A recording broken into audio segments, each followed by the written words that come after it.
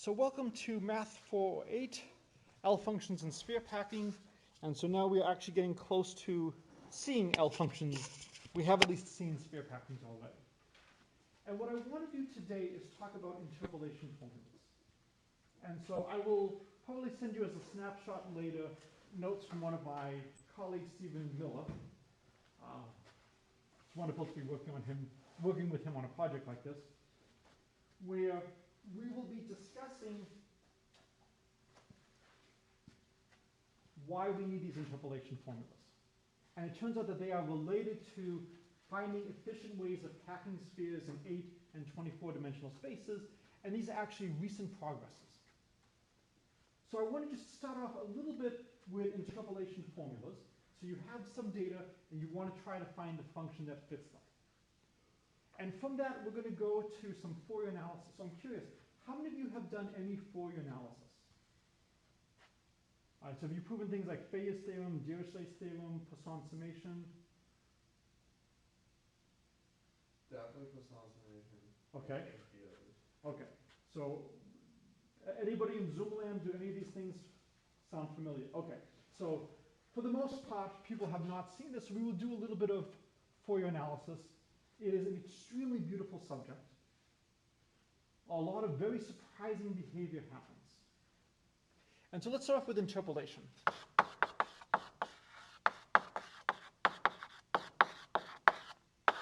So there's one situation where I think you've already seen, almost implicitly, interpolation. And this is going to be a situation where you have a couple of values and then you want to figure out what polynomial goes through them. If I give you 3 points, is it impressive to find a quadratic that goes through those 3 points? So are you impressed? Okay, I saw a yes and I saw a no. Why no? It's guaranteed that there is one. As long as I don't have, say, the 3 points, say, all on a vertical line, I will be able to find a parabola y equals ax squared plus bx plus c. It's not that impressive.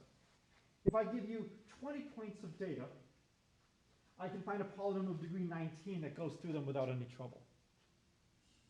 If I give you 100 points of data and I find a quadratic that goes through that, now we're talking. Now we have something going on. So the more points you have, that's great. But if you just keep increasing the degree as well, I can fit anything you give me with a polynomial, essentially. It's not that impressive. So what if I give you the sum n equals 1 to big N of n? What does that equal? Big N times big N plus 1 Beautiful. And if I gave you the sum n goes from 1 to big N of n squared? Yes? Big N times big N plus 1 times 2 big N plus 1. Excellent. And let's do one more. The sum 1 to big N of n cubed. That's the first sum squared. Yeah, it's the first sum squared. I love this. It's n squared, n plus 1 squared over 4. And I have a nice paper with one of my colleagues about how if you just know the first 2 sums, you can actually get every sum by playing some games. There's a lot of wonderful stuff here. We're detectives. What do you notice when you look at these?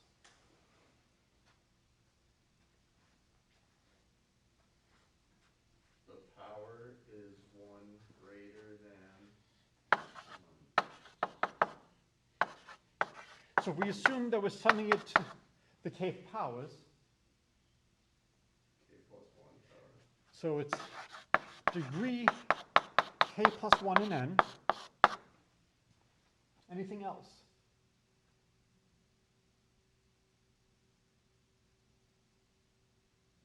There's 2 other things you might be able to observe. They're all divisible by n times n plus 1. So far they're all divisible by n times n plus 1.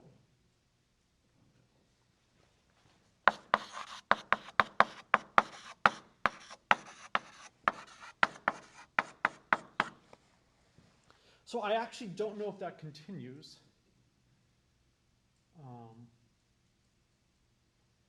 If we started the sum at -1, and we went from -1,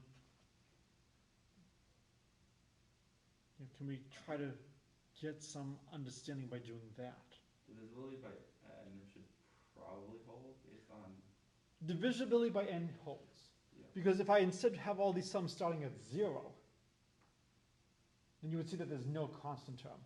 So this is definitely true. The n plus 1, I don't know. That's actually interesting. And we could check that for a couple of other ones. If it's true for the first, say, 10 powers, I'm very confident. This is one of the dangers of not projecting, but let me just quickly open up Mathematica and see how well it does this. Sum k to the 5th, k goes from 1 to n. And so for k to the 5th, it is divisible by 1 plus n. I didn't do k to the 4th, it's divisible by 1 plus n. 6th, 1 plus n. 7th, 1 plus n. 20th, ooh, maybe not 20. So I'll just quickly try f of n. The following. But mathematically just didn't factor it properly. And so even at 20, it seems to be working. So maybe it's always divisible by n plus 1, which is great to know.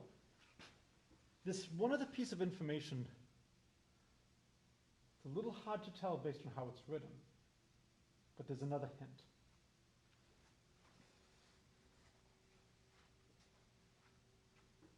So we all agree it's a polynomial.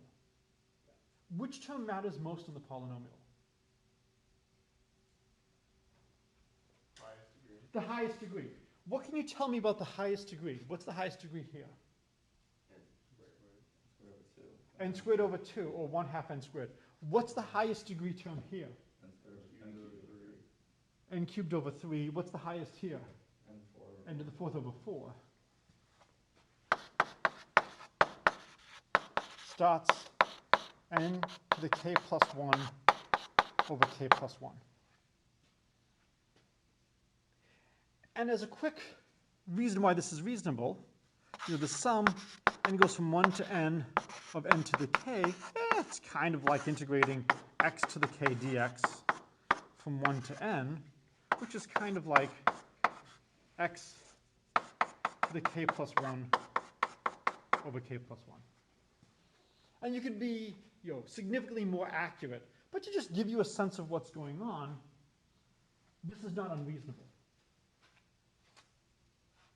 This is a 400 level senior seminar. I expect no difficulty from any of you if I ask you to prove this by induction.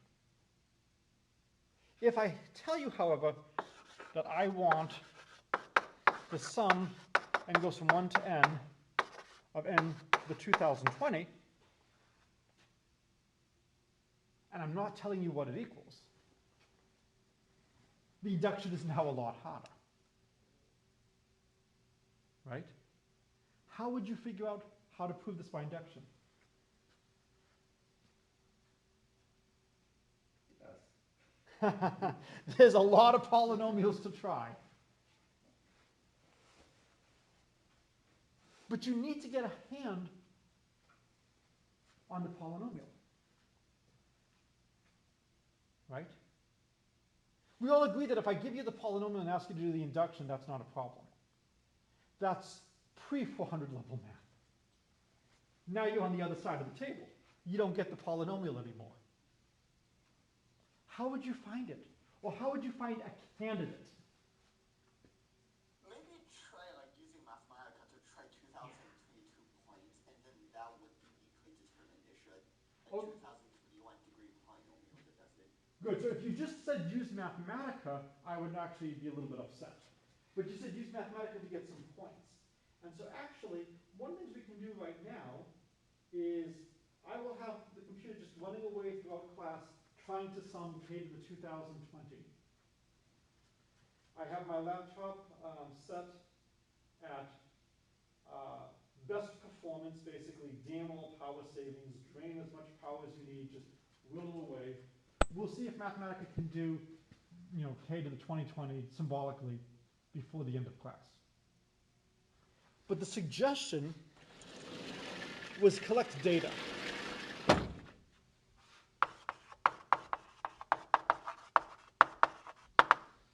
Now, we can make our lives a little bit easier. We're pretty confident that the leading term is going to be n to the 2021 over 2021. And we're pretty sure that the constant term is going to be 0. Because we know if we can make all these sums start at 0 rather than n, and if you sum from 0 to 0, it's 0. So the guess has the shape n to the 2021 over 2021 plus a to the 2020 n to the 2020 plus a1 n to the first plus 0. So we have 2020 unknowns. A1, A2, A2020. So how many points should we need?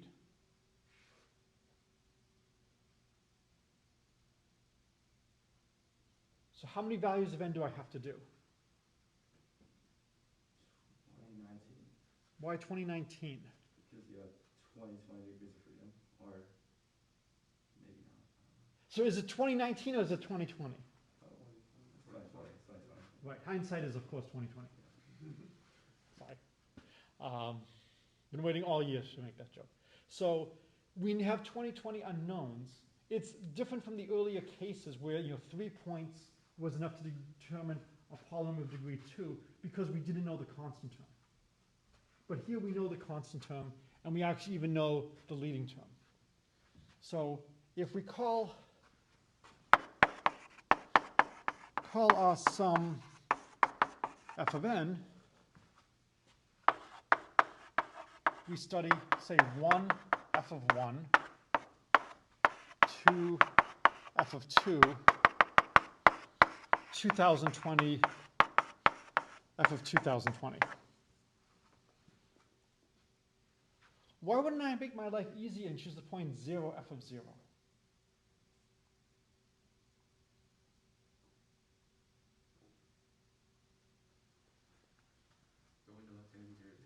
Right, we already know that it's going to be 0, 0. We've already incorporated the knowledge, already used 0 f of 0, which equals 0. We used it right there. So I have to choose these as my points. I could, of course, choose other points. I could choose 1, 2, 3, 5, 8. I could choose the Fibonacci numbers. I could choose the primes. It would be foolish to do that. Keep the numbers as small as possible. The other thing is if I choose it like this, well, once I calculate f of 2, to calculate f of 3, I don't have to go back to the beginning and start the sum all over. I just have to add 3 to the 2020. And then for the next one, I add 4 to the 2020. So it's easy to get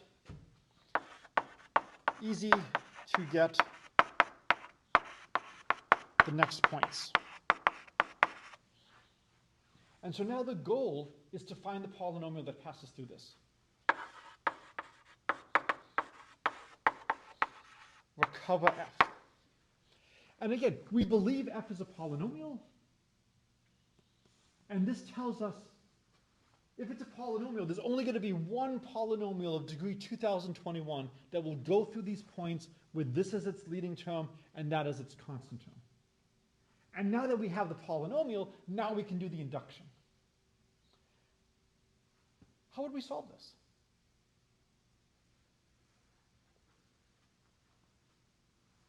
A really big matrix. Yeah, really big matrix.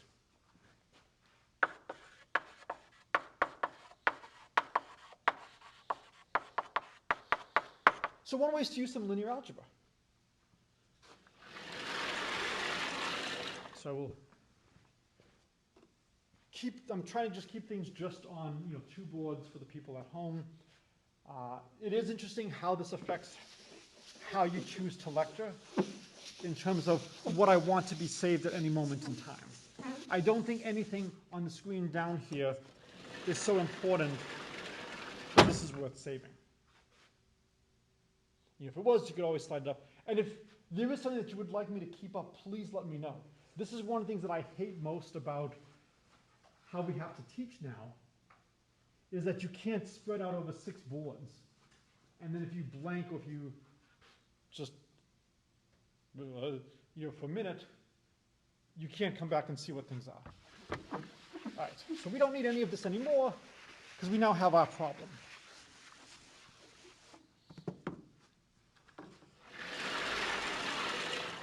And so how would we do it as a really big matrix? Well, we know f of k is going to be the sum n equals 1 to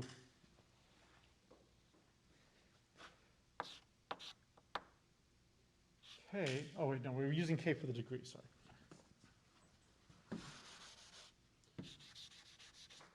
Let's do f of m. And so it's going to be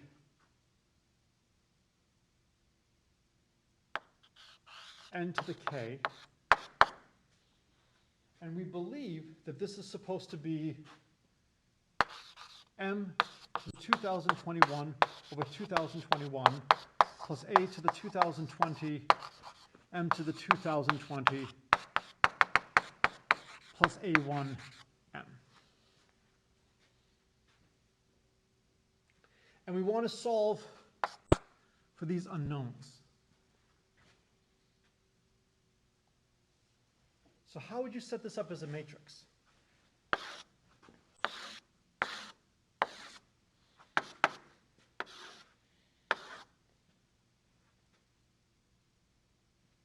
So what would be my vector over here that the matrix acts on? I'm sorry?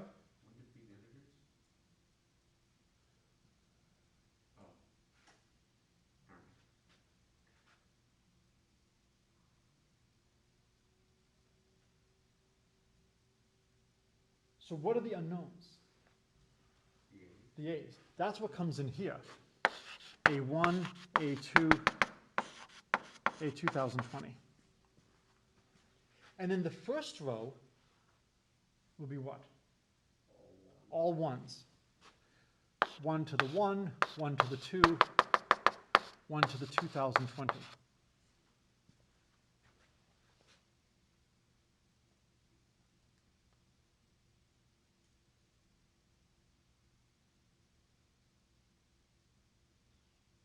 What's the next row? 2 to the 1. 2 to the 1, 2 to the 2, 2 to the 2020, and then all the way down to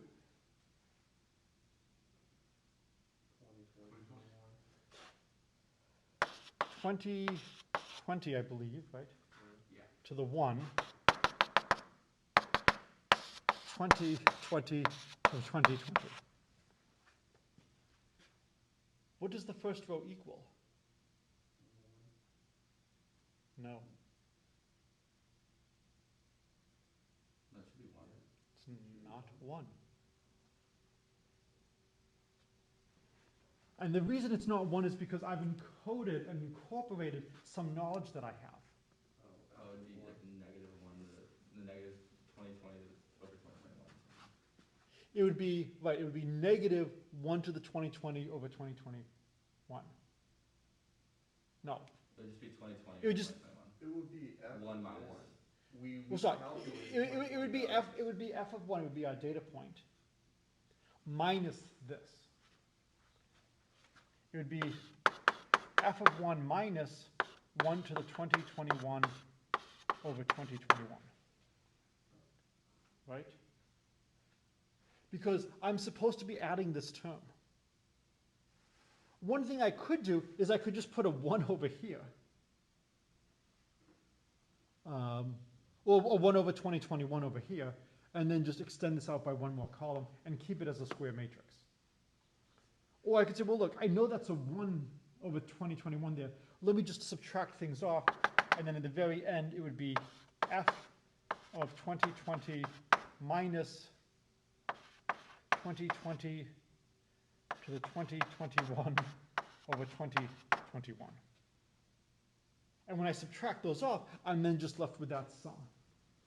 And this is what I just compute by brute force. I don't know what the function is, but I can compute these sums of powers by brute force. Can we solve this?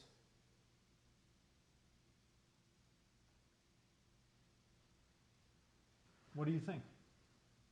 Do you think this is always going to be solvable?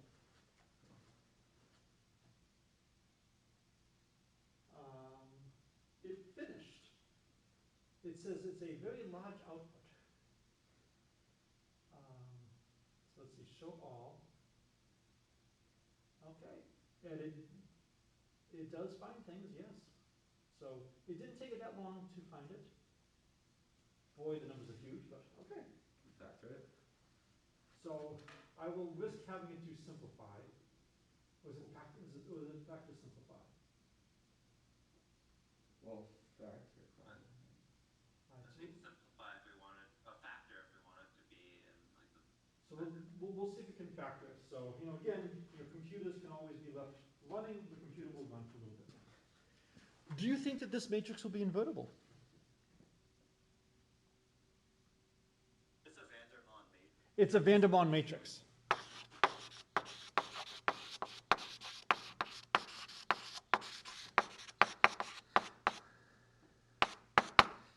How many of you have never seen a Vandermonde matrix before today? Right. These are absolutely wonderful matrices. They have a tremendous number of wonderful properties. One of them is that the determinant is not zero. When I was a freshman, we took an advanced class that did multivariable calculus, linear algebra, vector analysis, and point set topology in a unified manner over a year. There's a lot of advantages to an approach like that. And we talked about the theoretical definition of the determinant. So I don't know, when you guys did linear algebra, you probably did not talk about the theoretical definition of the determinant as I want a function that satisfies the following three properties, or did you do that? I did briefly. It's the function that's like multilinear and some other thing. And it assigns 1 to the unit cube. Yeah. And if you switch rows, things flip by a minus sign. Yeah. Okay, good, excellent. Good to hear that this is being done. So we need a few properties of the determinant. One of the properties I need is that the determinant represents the volume of the hyperparallelogram, or whatever you want to call it, spanned by either the rows or the columns. And so if we have a 2 by 2 determinant, it's going to be an area. If we have a 3 by 3 determinant, it's going to be a volume.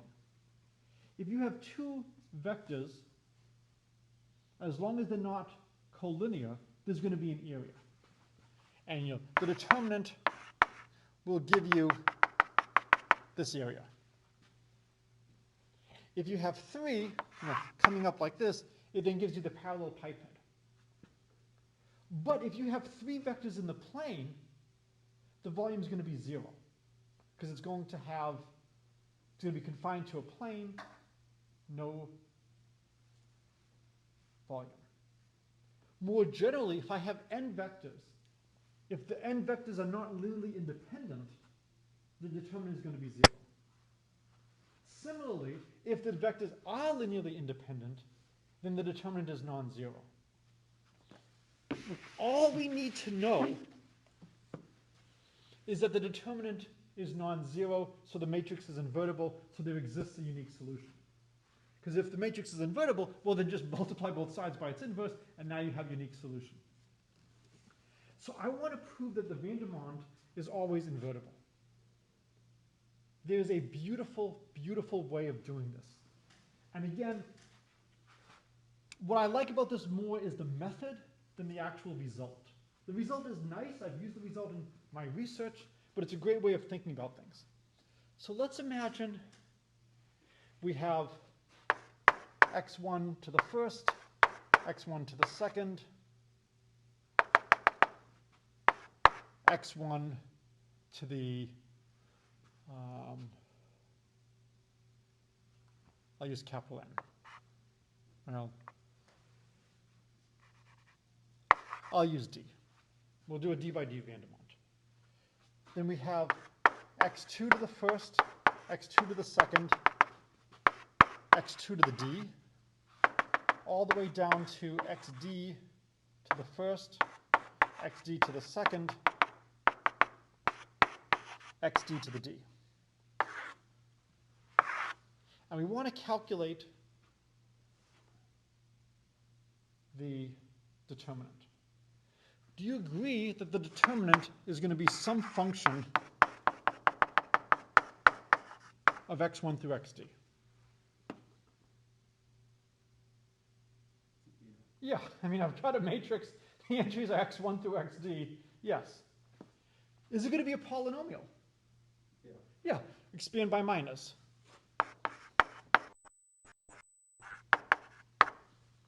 Can you tell me some conditions when this might vanish?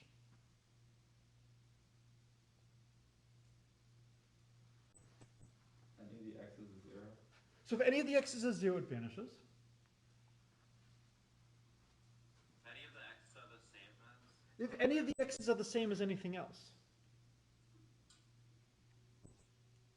And so I claim that this must be divisible by the product 1 less than equal to I, strictly less than j, less than equal to d of xi minus xj times some new function h of x1 through xd.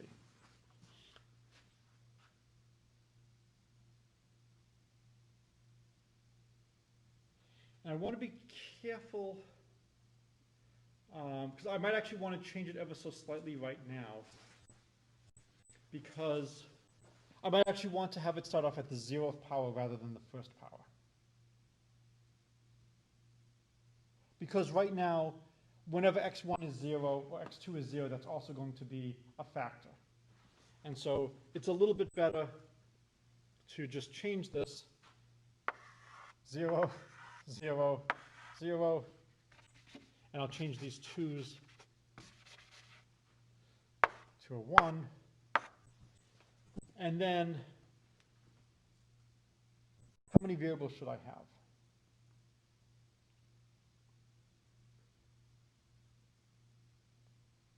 I want this to be a square matrix. D plus 1. So I want to go up to D plus 1, I believe.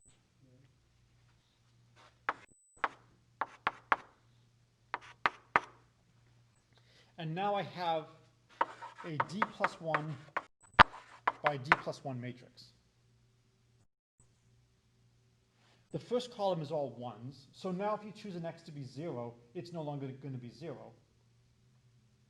And if any of the x's equal any of the other x's, it will now be 0.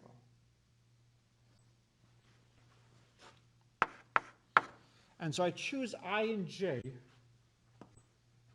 And without loss of generality, I might as well assume I is the earlier j. I don't double count. And now I have this new function h that I have to figure out. So I'm trying to calculate the determinant.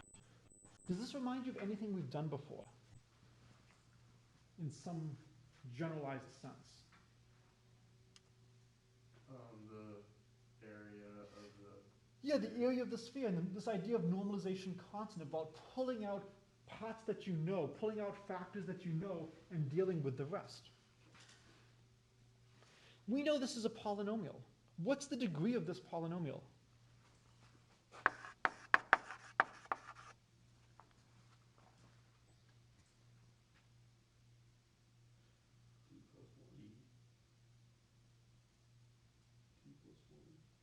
So D and D plus 1 are not even close. Oh, is it the sum? D plus 1. Ah, why the sum? You got a lot. You got a lot of them. So we have to choose something from the first row, something from the second, something from the third, something from the last. And if you choose something from the first row, second column, you can't take anything else from the second column when you...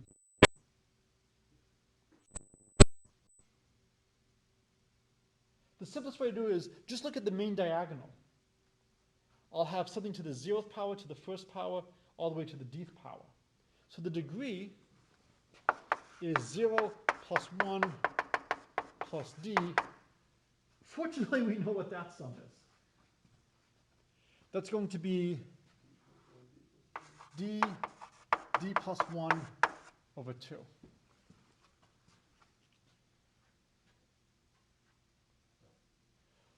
What is the degree of this part?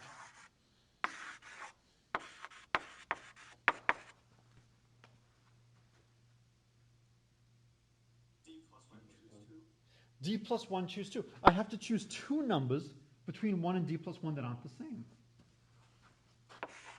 D plus 1 choose 2, which is d plus 1 times d over 2. It is the same number, I just write them in different orders because I'm doing it combinatorially. What can we deduce? 0. Oh, 1. Why 1? It's 2. nope. It's constant. It's constant. So this is constant. That's the only thing it can be. Look at the tremendous progress we're making just by thinking. Okay, what would be the best constant for it to be? What would be the worst constant? 0. 0. If it's 0, we're screwed. The whole point is to show the determinant is non-zero. And the idea is, as long as the x's are distinct, this part will never be 0. So if we can just show that the constant is non-zero, then if you put in whatever choices of x you want, as long as they're distinct, the determinant is non-zero, things can be inverted, life works. So we have reduced the problem to showing that this is not 0. And when you consider how many real numbers there are, the probability that 0 is so infinitesimally small that it can't be 0. All right, let's make this a little bit more rigorous. How could you figure out the value of this constant?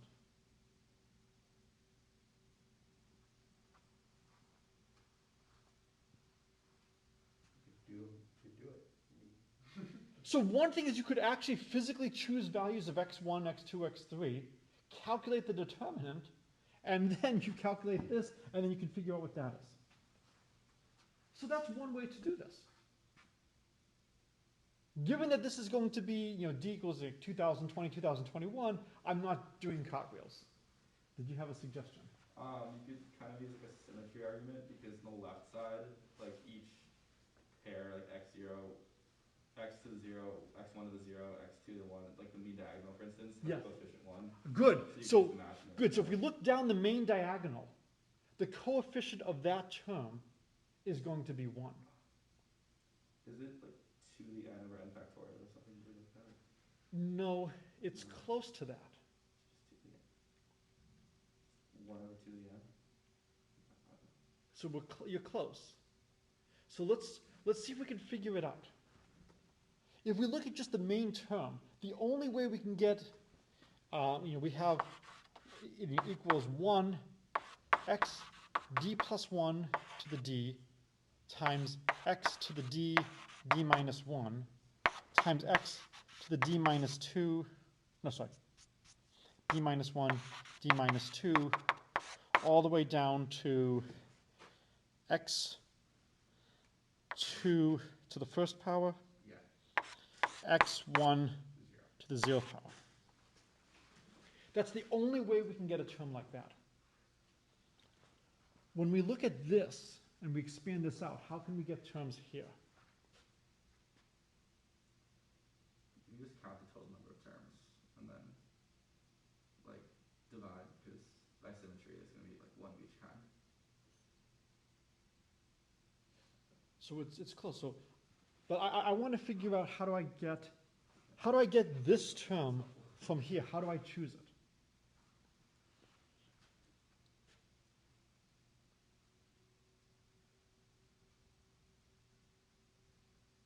When you FOIL it, that should be won't that be the leading term? Well, no, But what's the leading term? Because I have. So, do we agree that we don't need the chalkboard anymore? Yeah. All right. So let's move this up. And we might decide that we'd rather have xj minus xi.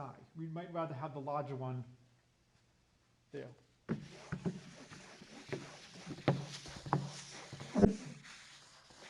So I'll switch that. I'm going to gamble that that's how I want to do it.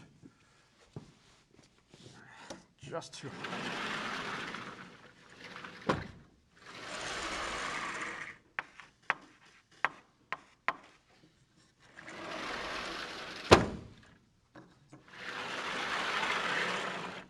So we have the product, 1 less than equal to I, strictly less than j, less than equal to d plus 1, xj minus xi. So let's look at what happens when we expand this. The first is we have when j equals d plus 1. So we would have x to the d plus 1 minus x1, x to the d plus 1 minus x2, dot x to the d plus 1 minus x to the d. Does x to the d occur anywhere else? I mean, x to the d plus 1 occur anywhere else? No.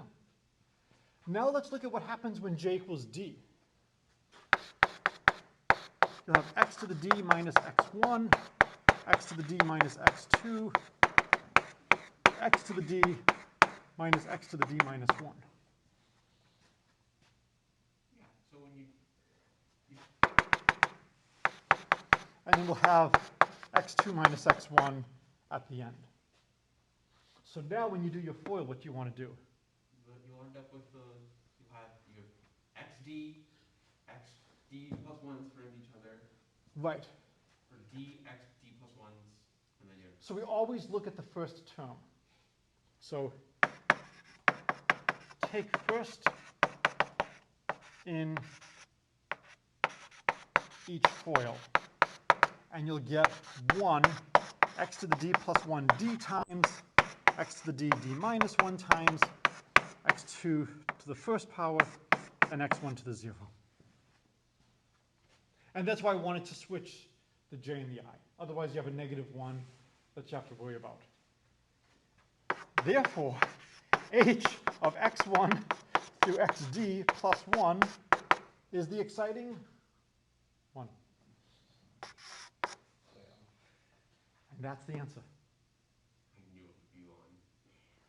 Well, it's either 1 or it's like -1 to some power, like d plus 1 over 2 or something like that. It's much better to do it this way so you don't have to worry about, is there a negative sign? So we can conclude from this that the determinant is invertible. And so we have a way of solving the problem. Now it would be a little bit nice to actually go back and look at what we had in general, but the question is, do you think that this should work more generally? Or is this something that's very special and very specific? This is one of the things that I really want to emphasize in the class, that sometimes we have a technique that works beautifully for one specific problem at hand, but it's not as good as another technique. It doesn't generalize. It's not as useful. It was absolutely essential that we have a matrix that we know we can invert. As long as we have a polynomial, we could always do something like this. Okay, any questions? Just because we, can I erase this or are people still writing this down? Okay, just because we can do the problem this way does not mean that this is the best way to do the algebra. There might be another way of writing things down that's a little bit more illuminating. And so for the last few minutes today, I want to talk about one of those other approaches. So, adjust that up.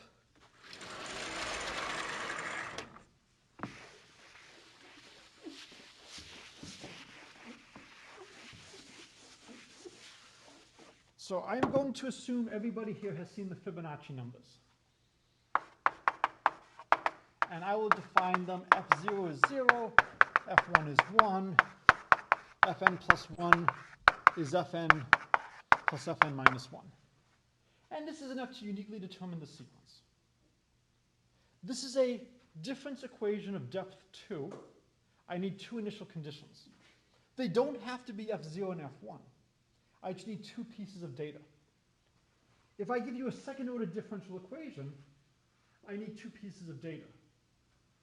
So maybe I give you y double prime of x minus x squared y of x equals cosine of x.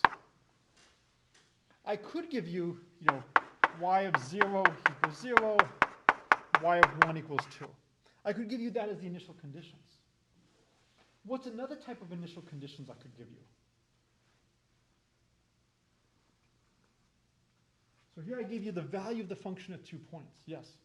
Y of 0 and y prime. Yeah, I could give you y of 0 is 0, y prime of 0 is 1.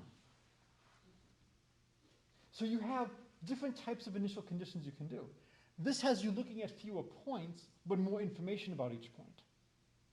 This has you looking at more points, but less information about each point. And we're going to see a generalization of this coming into play when we start looking at sphere packing. And so what I want to do for the last little bit is look at how we might try to formalize what we've done maybe in a nice way. So maybe we have f of x is, a n x to the n plus a n minus 1 x to the n minus 1 plus a0. So how many points do we need? One. As long as you know that your continuous derivative at that point. If you know all the values at that. And so, but how many data points do I need to figure out the ANs? N plus 1. And actually, let me just check the notes because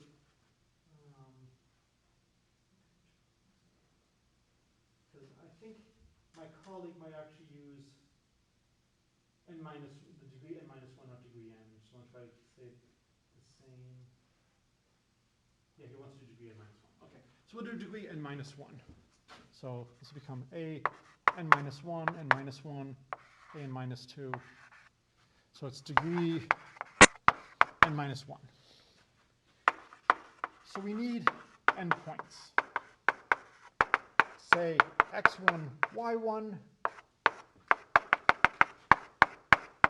xn, yn, where f of xk is yk. And we're going to look at another way of representing this polynomial. So this is often due to Lagrange interpolation. There are many ways to do this. Given that class ends in 5 minutes, what method do you think I'm going to choose to do? The easy one. I just did it. Divine The method of divine inspiration. The spirit of Lagrange spoke to me and told me, thou shalt look at the following. So consider Lk of x is x minus x1, x minus x2, x minus xk minus 1, x minus xk plus 1, x minus xn, divided by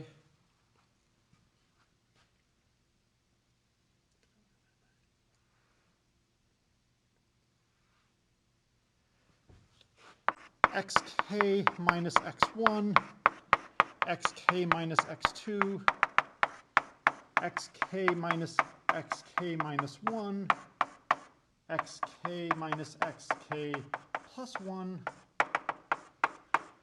xk minus xn. The first thing that you should note is we need notation, because this is painful. One of your assignments is to be choosing lectures to write up. And so you want some notation that talks about, look, take everything but the kth factor. when you see a denominator, you should always be concerned, is this going to be well behaved? Do you have any dangers about this denominator being 0? No, the x's clearly have to be distinct points. And so the denominator is not going to be 0. The numerator, what can you tell me about the numerator?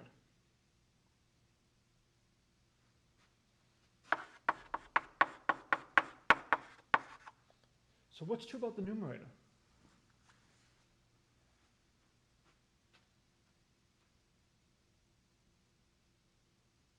What kind of function is it? Polynomial. What degree? N minus 1. It's a polynomial of degree n minus 1. I claim that there are some values of x where it is trivial to evaluate this. Yes? Oh yeah, x is okay. So what is Lk of xk? 1. And Lk of xj, j not equal to k, is 0.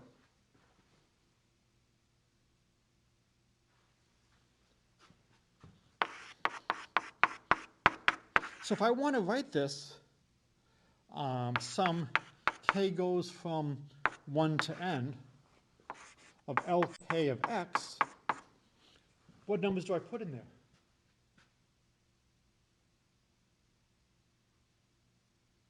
Y sub k. Yeah. And now, agree for x equals x1, x2, xn. Does that mean that this must be an equality? So I have two polynomials, and they agree at n values, and the polynomials of degree n minus 1. They must be the same. And it's important to note, because each Lk is a polynomial of degree n minus 1, the sum is a polynomial of degree n minus 1. So this is, the sum is polynomial of degree n minus 1 as agree at n values. They're the same.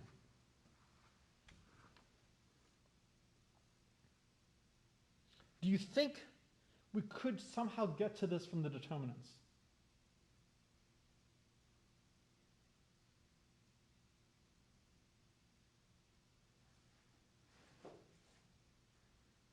So do you think we can get to this from the determinants? What do you think?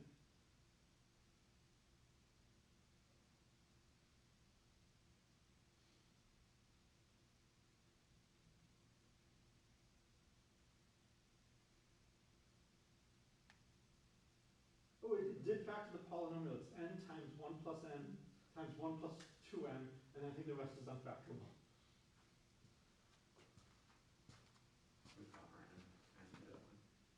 So it does have the n plus 1. Do you think that this is related to the determinants? Has to be, right? Because we can use the determinant method to solve it. So how many of you remember Kramer's rule?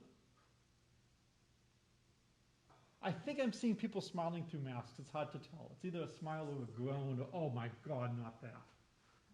Right? But, there's ways to find these things, There should be some relation. And if you look at that, that kind of looks like something that might be coming from a Vandermonde determinant. But boy, is this easier. Right? I can just write this down trivially. Why do you think I spend all the time going through the Vandermonde? Because it's beautiful math. And it's useful for other things. It's good to see. But at the end of the day, you want to do calculations with things. Sometimes it is enough to just know theoretically that something can happen. I do not want to talk politics, but because somebody asked if I watched the debate, I will give my favorite useless math moment. Imagine you are a consultant and you tell one of the two campaigns, I can mathematically prove you have a path to 270 electoral votes and can win the election. what is the very first question you're going to get? And what is it? And you say, well, actually, I'm a graduate from the theoretical wing of the Williams Math Staff Department. It's a existence proof. It's not constructive. It's not bad to know that there's a path, but it's not as useful as actually knowing what the damn path is. It's sometimes nice to know that there is a solution, that there will be choices that work, that there will be a polynomial that works. But at the end of the day, you might want to find them. And more than just find them, you might want to find them quickly. And so it's not enough to be able to solve these problems or prove that a solution exists. Sometimes we're going to be quite concerned with being able to do them quickly. So later today, I will send things for you to think about for the next class. One of the things I want you to think about is, what if instead of giving you, say, n points, I give you n points and n derivatives? And so we'll have like a polynomial of degree 2n minus 1. How would you try to figure it out using knowledge of points and derivatives rather than that many points? All right, this is a good place to stop. Any questions?